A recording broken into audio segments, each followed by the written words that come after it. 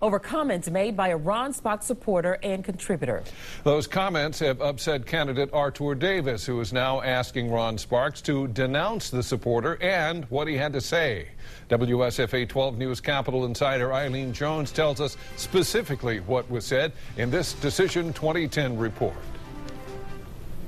It looks like a flyer, but this sheet of paper says it's a personal letter to voters from a Ron Sparks supporter. That supporter says, in essence, that Ron Sparks would be more electable in November than his opponent, Artur Davis, because his opponent is black. And there are those who agree with that. In Alabama, I don't think so. Why is that?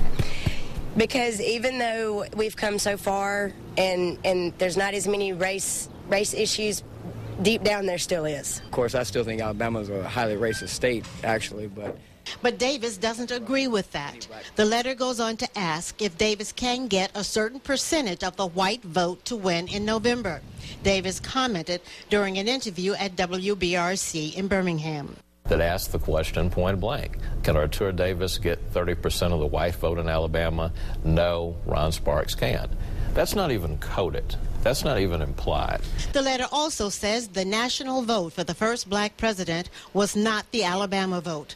And the supporter also says, with Davis as a Democratic nominee, we lose. With Sparks as our nominee, we win.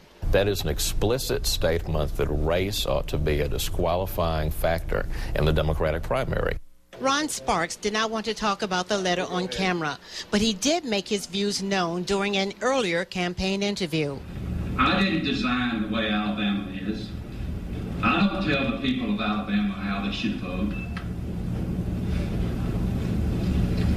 But we need to look at who can win. We need to look at who has won. I know how Alabama is.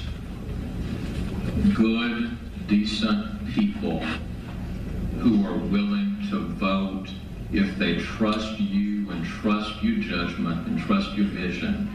That's how Alabama is. Now, Ron Sparks issued a statement saying this is a despicable and irresponsible charge by desperate Artur Davis. Sparks goes on to say race has no place in any campaign. We had nothing to do with the letter, but everyone is entitled to their own opinion.